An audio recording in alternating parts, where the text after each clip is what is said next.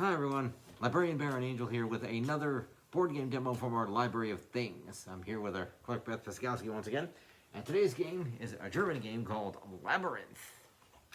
What's unique about this game as compared to other board games is not only do your pieces move around the board, but the board moves around your pieces. So, I'm going to show you how this works. Now, when you set up the board, it's going to look, I'll move some of more of these out of here, but basically there are a series of these that are stationary and set on the board. And what you'll have to do is using these tiles that come with the game, is you'll have to fill in the rest of the board in a random labyrinth pattern. So you lay them out randomly in any given direction, however they might come up, just to fill the board up. And you'll do this for the whole board at the start of the game so that you have a whole labyrinth. Now when you're done, you'll have one extra piece left over, and that's an important part of the game.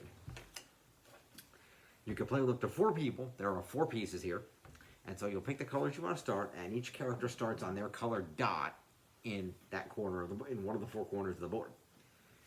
There's a series of cards here, and what you'll do is you shuffle these cards up, and you'll deal them evenly. We'll just take a few for the sake of a couple for the sake of demonstrating, but you'll deal them evenly between all the players on the board.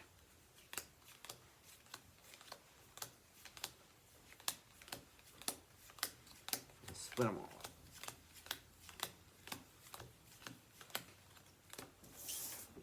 Once you've split, each player will take the top card off of their deck, and they will have a particular picture on it. Mine is this little dragon-looking guy. What do you got? Okay. Now, each one of these pictures on the cards is somewhere on this board. You see, for example, your moth is there, my dragon guy is over here.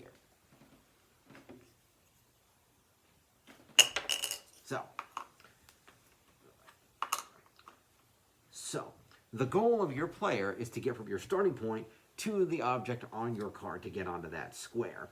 But the key with Labyrinth is it's constantly shifting and moving.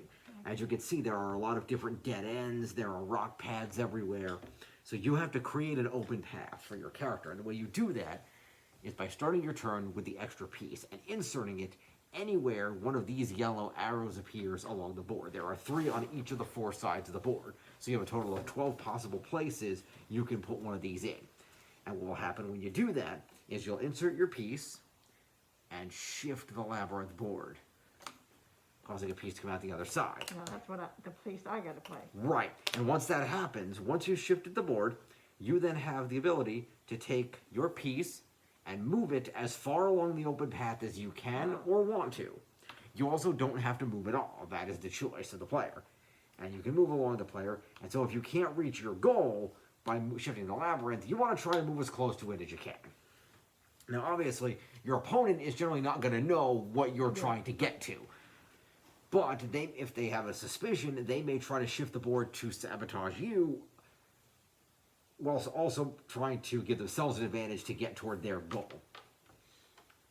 So you can insert that anywhere you want. It can be any given direction. It goes up, down, any which way. Push it through. Yep. And then this piece comes off over here. Really? And then you can follow that path as far as you want to go. Yep. And so the more of an open path you can get yourself, the more of the board you can traverse. What's worth keeping in mind, though, is if you have one of these pieces, you can also move the paths that have players on them.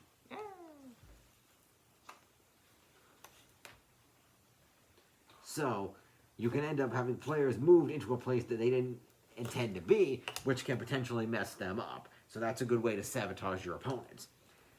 And if you get to your goal, then that card goes in your discard pile, and you draw another card from your pile, and that'll be the next object you're going to try to get to from wherever you are. And whoever can get to all the items on their cards first is the winner. You have to get to your item and then back, or just to your item? No, just to your item, and then you just go from there to wherever your next item is. Okay. And whoever gets all their items first is the winner. There is a modification for younger players, namely letting them look at the entire deck of cards and pick which object they want to go for, because that can make it a little more fun for them. And you could also, of course, always, if you wanted to make a shorter game, just say, okay, we're going to go whoever gets the first 3 items or whatever, and end the game there. And you just kind of go clockwise, or the youngest player goes first, and you just go clockwise around the board, each player taking a turn adjusting the labyrinth. And you don't have to adjust it from the side you're on of the board either. You can reach over and adjust it from any given side. You can put it anywhere where there's an arrow. It does not have to be on your quote-unquote side of the board. Oh. And so it's just a game of constantly shifting it around, trying to get yourself to your goal while sabotaging your opponents. And it can be a lot of fun, especially if you're really start strategizing to go and saying, okay, my goal's over here, but I'm over here. So if I move this way, I can get this path, but then trying to remember what's going on over here or watching your opponents. And it's a very strategic game. And it is a lot of fun. Now, this game is, generally speaking on this one, let's see. So the age rating on this game is generally 7 and up. So it's not something you're necessarily going to play with really young kids because they might have a little trouble with the strategy. But 7 and up, you can have a good time.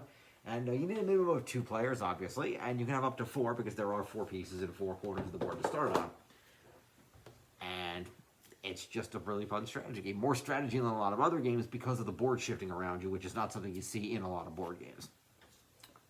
So, if you'd like to check the game out, you can come check it out in our Library of Things. It's available with all our other games. You get it for a week. And we hope you have fun with it. What do you think, Beth? Let's play. Yeah. Let's get down. So, stay tuned for more board game and other demos coming up from our Library of Things. And we'll see you next time.